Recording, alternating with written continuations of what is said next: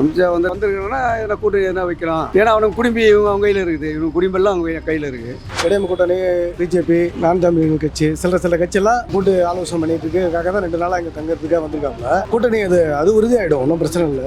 நடக்கத்தான ஒரு வருஷம் எலெக்ஷன் அது முன்னாடி வந்துடுறாரு, வந்து பேசுவார். ஒன்று கூட்டணி வச்சா கூட இன்னும் வேலைக்கு அதெல்லாம் சொன்னா என்னமோ பிஜேபி கவர்மெண்ட் மேலே தமிழ்நாட்டு ஜனங்களுக்கு இன்னும் 20 வருஷம் போனாலும் நம்பிக்கை வராதுங்க. இவங்க பிஜேபி கூட யார் வச்சாலும் அவனை சூனியம் வச்சுக்கிற கதை. அமித்ஷா அவர்கள் வந்து தமிழ்நாடு வந்திருக்காரு. ஏடிஎம்கே கூட்டணி பேச்சுவார்த்தை பேச போறதா ஒரு தகவல் வந்திருக்கு. சில கட்சியெல்லாம் கூட்டு ஆலோசனை பண்ணிட்டு இருக்குக்காக தான் 2 நாளாக இங்கே தங்கறதுக்காக வந்திருக்காங்க. கூட்டணி அது உறுதியாயிடும், ஒன்றும் பிரச்சனை இல்லை. இடையம கூட்டணி, பிஜேபி, நாம் தமிழ் கட்சி, சில கட்சியெல்லாம் கூட்டு உறவுகளை பேச்சு பலமாக 2006 பலமாக சந்திக்கணும். தமிழ்நாட்டில் பலமாக சந்திக்கிறதுக்காக இந்த அமித்ஷா அங்கே வந்திருக்காரு. அந்த கூட்டணி உறுதி பண்ணுறதுக்காக வந்திருக்காரு. சப்போஸ் கூட்டணி வச்சு தமிழ்நாட்டில் ஜெயிக்க வாய்ப்பு இருக்கா? ஏடிஎம்கே கருத்து கணிப்பெல்லாம் சொல்ல முடியாது. ஏடிஎம்கே ஜெயிக்கிறதுக்கு இந்த முறை வாய்ப்பு இருக்குன்னு தான் சொல்ல முடியாது. கருத்து கணிப்பெல்லாம் இதில் கண்டிப்பாக சொல்ல முடியாது. இதுவும் நல்லா பலமான கூட்டணி இருக்குது. திமுக பலமான கூட்டணி, அவங்க பலமான கூட்டணி வச்சுருக்காங்க. இது நம்ம உறுதியாக எடுத்து சொல்ல முடியாது. மக்கள் இந்த பக்கம் திசை திரும்பும் அப்படின்னு நம்ம உறுதியாக எடுத்து சொல்ல முடியாது. அது வாய்ப்பு இருக்குது. அமித்ஷா வந்திருக்காருன்னா எப்படியாவது இங்கே காலை ஊனணும். அதிமுக கூட கூட்டணி வைக்கிறாருன்னா இப்போ தமிழ்நாட்டிலே 2 கட்சி தான் பெருங்கட்சி. ஒன்று திமுக, ஒன்று அதிமுக. அதிமுக எல்லாம் கேஸில் மாட்டிங்கிறானுங்க. அதனால் அவனுக்கு சொல்கிறதெல்லாம் தலையாட்டுக்கிறானுங்க. ஆனால் இதே அதிமுக அவங்க கூட கூட்டணி போனால் அதிமுக ஓட்டே விழாது. அதேமாரி ஜென்ரலாக முடிவெடுத்து போடுறவங்க படித்தவங்க ஓட்டுன்னு வச்சிங்களா, அதாவது ஜென்ரலாக அவங்க முடிவெடுத்து அவங்க போடுறவங்க கண்டிப்பாக போட மாட்டாங்க. ஏன்னா தமிழ்நாட்டை பொறுத்தவரையிலும் பிஜேபி எந்த காலத்துலேயும் வேலைக்கு ஆகிறதுக்கான வாய்ப்பு கிடையாது. அதான் வந்திருக்கணும்னா இதில் கூட்டணி எதனா வைக்கலாம். ஏன்னா அவனுக்கு குடும்பி அவங்க கையில் இருக்குது, இவங்க குடும்பெல்லாம் அவங்க கையில் இருக்குது. அதுக்காக தான் அந்த மாதிரி பண்ணிக்கிறான், வந்துருக்கான். ஆனால் வாய்ப்பே கிடையாது. இவங்க பிஜேபி கூட யார் வச்சாலும் அவனை சூனியம் வச்சுக்கிற கதை.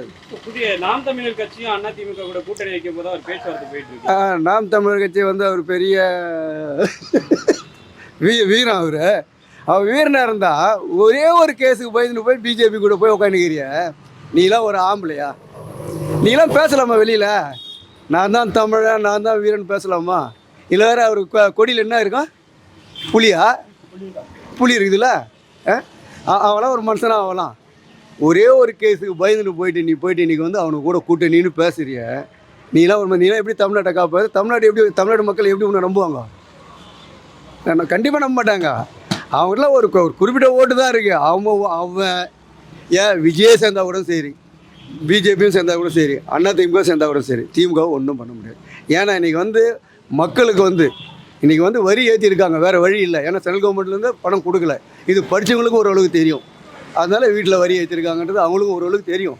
இதுவும் காலப்போக்கில் கரெக்டாக வரும். சென்ட்ரல் கவர்மெண்ட் இப்போ நம்ம நினைக்கிற மாதிரி இவங்க கூட்டணி இந்திரா காங்கிரஸ் ஆட்சி வந்ததுன்னா கண்டிப்பாக எல்லாமே நிறைய மாற்றங்கள் வரும் தமிழ்நாட்டில். இப்போ அவங்க கொடுக்காதனால தான் இதில் பண்ணுறாங்க இது மாதிரி இல்லையா? அதில் கூட என்ன சொல்கிறாங்க, கருத்து என்ன சொல்கிறாங்க, இன்றைக்கி ஒரு 10 வருஷம் முன்னாடி நீ ஒரு கோடி ரூபா கொடுத்து ஒரு இடம் வாங்குற, என்ன ஒரு 2 கோடியில் ஒரு வீடு கட்டுற, 3 கோடி 10 வருஷம் முன்னாடி. இப்போ என்ன ரேட்டு போகுது? அது வாடகை என்ன ரேட் ஆகுது? அந்த காலத்தில் தான் கவர்மெண்ட்டு போடுறாங்க, போட்டு தான் அது ஏற்றுறாங்க. அது படிச்சவங்களுக்கு கண்டிப்பாக தெரியும். ஆனால் அதுவும் கொஞ்சம் வருத்தப்பட ஒரு விஷயந்தான். என்ன அது இல்லைன்னு சொல்ல வரல. அதேமாதிரி இன்றைக்கி லேடிஸுங்களுக்கு ரொம்ப ஒரு முக்கியத்துவம் கொடுக்குறாங்க. ஒரு லேடிஸ் பஸ்ஸில் இறங்கிச்சிங்க. இப்போ தான் பஸ் எப்படி போகுது, எங்கள் பழனோட்டி இருக்கிறதுனால இப்படி இறங்குது. இறங்கி கீழே இறங்கி அந்த ஒரு பையன்கிட்ட ஏதோ பிரச்சனை போல அது போல்ட்டா போகுது. போலீஸுக்கு ஃபோன் வச்சுன்னு வச்சுக்க தூக்கிட்டு போயினே இருப்பாங்கன்னு. அப்போ யார் கொடுத்த தைரியம்? இது லேடிஸுக்கு முக்கியத்துவம் கொடுத்து திமுக ஆட்சியில் தான். இது மாதிரி நிறைய அவங்களுக்கு ப்ளஸ் இருக்குது. எடப்பாடி பழனிசாமி ஒரு பத்திரிகையாளர் சந்திப்பு கூட பேசியிருக்காரு.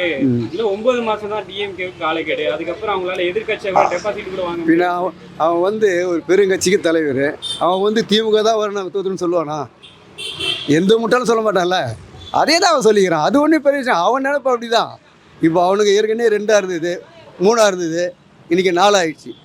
செங்கோட்டையும் போயிட்டார்ல, இன்றைக்கி 4 ஆகிடுச்சு. எப்படி வருவான் அவன்? எப்படி வர முடியும்? வாய்ப்பே கிடையாது. முதல்வர் அவர் ஒரு டம்மி சிஎம், அவருக்கு ஒண்ணுமே தெரியாது அப்படின்னு ஒரு நேர்காணலாம் பேசியிருக்காரு எடப்பாடி பழனிசாமி அவர்கள். எப்படி பாருங்க? யார? முதலமைச்சர் பேசி அவர் பேசி டெம்மின்னு.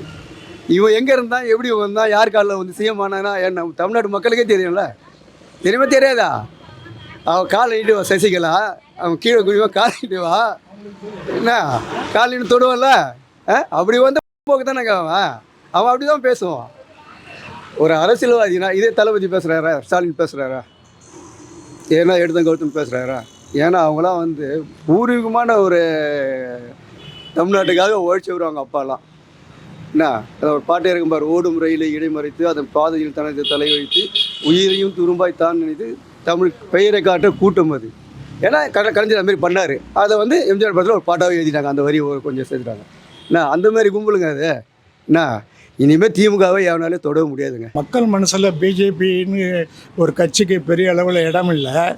அவர் ஏதோ ஒரு கணக்கு பண்ணி இப்போவே ஆரம்பிக்கிறாரு. இந்த அமித்ஷாவை பற்றி கரெக்டான இன்ஃபர்மேஷன் ஒன்று கேள்விப்பட்டேன்.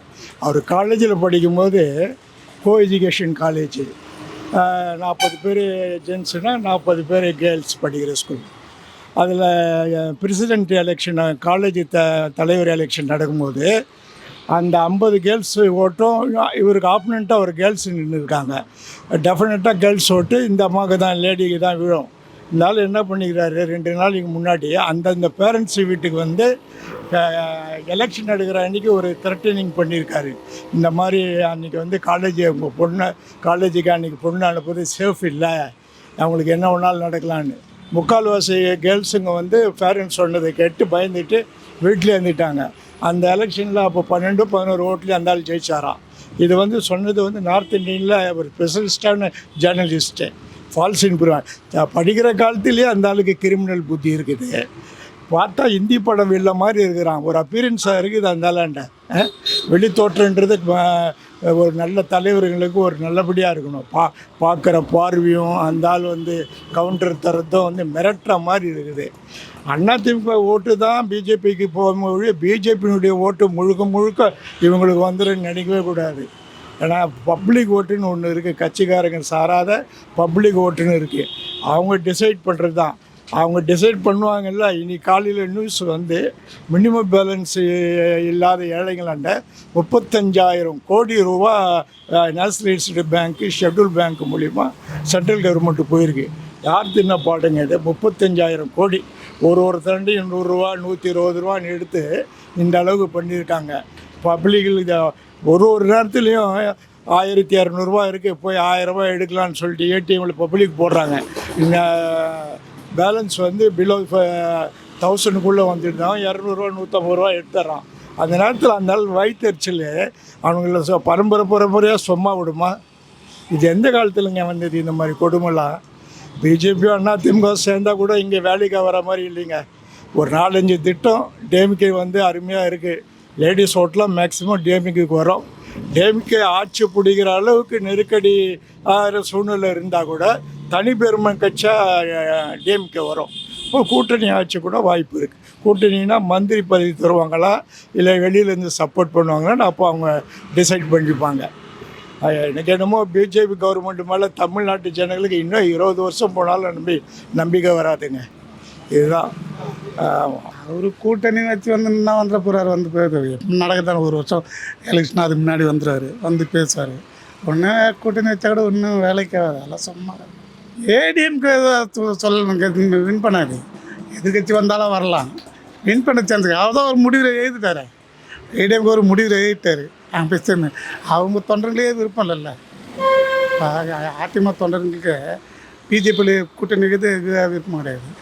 இருந்தாலும் என்ன பண்ணிட்டாரு, ஏதோ கேஸோ ஏதோ போய் அவர்கிட்ட மாட்டார். கூட்டெல்லாம் வச்சா கண்டிப்பாக வராது. எதிர்கட்சி வர்றது கூட நாம் தமிழர் கட்சியும் ஏடிஎம்கே கூட்டணி வைக்கிறதா ஒரு பேச்சு போயிட்டு இருக்கு. கட்சி என்ன பண்ண போகிறாரு அவர்? ஒன்றும் பண்ண முடியாதும்மா.